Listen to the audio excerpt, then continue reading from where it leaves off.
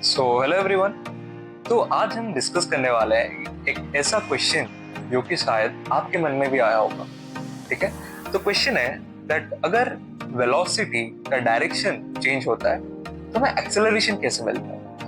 अगर एक्सेलरेशन मिलता भी है तो उसका वैल्यू कितना होगा, उसका डायरेक्शन क्या होगा। ठीक है, तो जैसे कि हमने क्लास 11 में पढ़ा होगा यूसीएम यानी कि यूनिफॉर्म सर्कुलर मोशन। ठीक है, तो हमने यूसीएम में ये पढ़ा था दैट वेलोसिटी जो है उसका जो मैग्नीट्यूड है वो कांस्टेंट होता है। ठीक है, वो चेंज नहीं करता। बट इसका जो डायरेक्शन है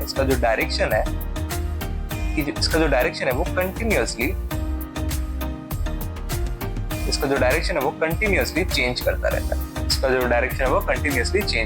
है। और इस कंटिन्यूअसली चेंजिंग डायरेक्शन की वजह से हमें एक्सेलरेशन मिलता है, जिसका नाम हमने दिया था सेंट्रीपिटल एक्सेलरेशन। क्योंकि ये सेंटर की तरफ डायरेक्टेड था, इसका डायरेक्शन था टुवर्ड्स द सेंटर एंड इसका जो वैल्यू था वो था v²/r। तो ये जो वैल्यू उसको मिला वेलोसिटी के डायरेक्शन के चेंज होने की वजह से हमें जो एक्सेलरेशन मिला उसका वैल्यू v²/r आया। तो वो कैसे आया, इसका जो डायरेक्शन है वो टुवर्ड्स द सेंटर, ये कैसे आया।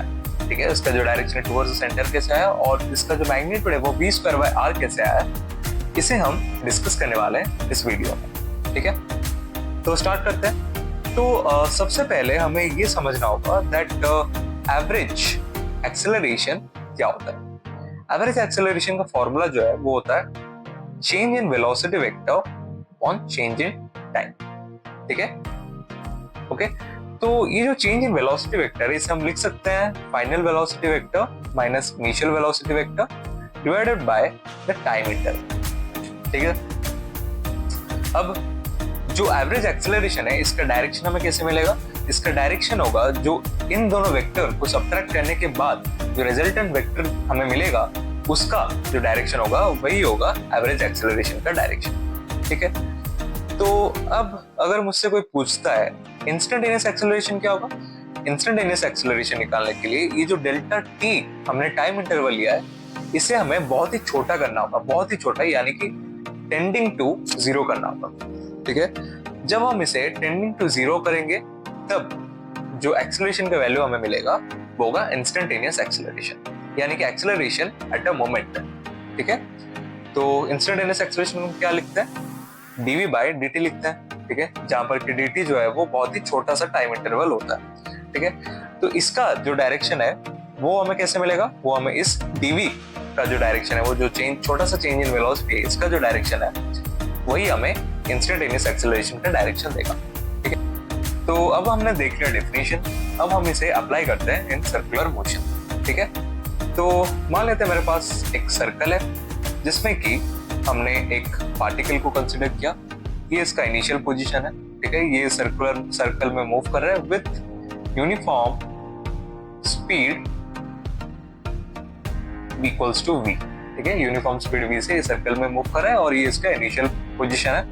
ठीक है, ओके। तो अगर मुझे इसका वेलोसिटी वेक्टर दिखाना है, इनिशियल वेलोसिटी वेक्टर दिखाना है तो मैं इसे कैसे दिखाऊंगा, मैं उसे कुछ ऐसे दिखाऊंगा, इनिशियल वेलोसिटी वेक्टर। ठीक है, तो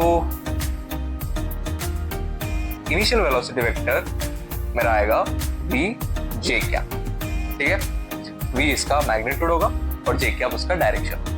ठीक है, मान लेते हैं उसने जो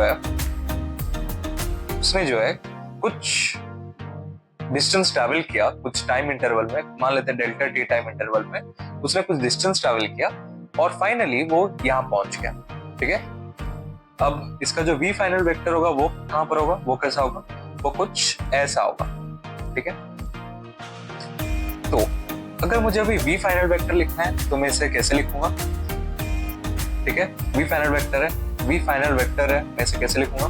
ठीक है, तो मान लेते हैं उसने जो है कुछ एंगल ट्रैवल किया, थीटा एंगल उसने ट्रैवल किया। ठीक है, तो मान लेते हैं मैंने यहाँ पर एक परपेंडिकुलर ऐसे बनाया कुछ, तो ये जो एंगल है ये भी होगा थीटा, क्योंकि जो दो लाइन के बीच में अगर एंगल थीटा होता है तो उनके परपेंडिकुलर के बीच में भी जो एंगल है वो थीटा होगा। ठीक है। तो ओके, तो ये मेरा वी फाइनल वेक्टर है। तो इसे मैं क्या लिखूंगा, इस वी फाइनल वेक्टर को मैं कुछ कंपोनेंट के फॉर्म में लिख सकता हूँ। ठीक है, तो ये कंपोनेंट होगा मेरा वी कॉस थीटा, ठीक है, और इसका डायरेक्शन होगा जे कैप, एंड ये वाला कंपोनेंट होगा वी साइन थीटा और इसका डायरेक्शन होगा माइनस आई कैप। ठीक है, तो अब मैं इस वी फाइनल वेक्टर को क्या लिख सकता हूँ, मैं लिख सकता हूँ V cos theta J cap minus V sine theta आई कैप। ठीक है, तो ये आ गया मेरा वी फाइनल वेक्टर और ये था मेरा वी इनिशियल वेक्टर। ठीक है, अब अगर मुझे चाहिए एवरेज एक्सेलरेशन, ठीक है, क्योंकि डिस्टेंस ट्रेवल ज्यादा है, ज्यादा टाइम इंटरवल है, बड़ा टाइम इंटरवल है, तो इस केस में हम क्या निकालेंगे, एवरेज एक्सेलरेशन निकालेंगे। एवरेज एक्सेलरेशन क्या आएगा, एवरेज एक्सेलरेशन आएगा V final vector minus V initial vector divided by the total time take. ठीक है, तो V final minus V initial करते हैं, क्या आएगा, V cos theta J cap minus V sine theta आई cap minus V J cap. तो इसे मैं अगर कुछ अरेंज करके लिखूं तो मैं इसे कुछ ऐसे लिख सकता हूं, मैं इसे कुछ ऐसे लिख सकता हूं 1 minus cos theta J cap minus sine theta आई कैप। ठीक है, मैंने इसे कुछ ऐसे लिख दिया। ओके, और इसी के साथ divided by total time interval भी है। तो ये जो टोटल टाइम इंटरवल है इसे हम कैसे निकालेंगे। ठीक है, अगर हम मान लेते हैं इसने जो है L डिस्टेंस ट्रैवल किया, ठीक है, और ये रेडियस जो है वो R है, तो L जो है वो होगा R थीटा के बराबर। ठीक है, और हमें पता है स्पीड जो है वो v है और ये स्पीड जो है वो यूनिफॉर्म है। ठीक है, यूनिफॉर्म स्पीड v है हमारे पास, एंड हमारे पास डिस्टेंस ट्रैवल्ड है R थीटा।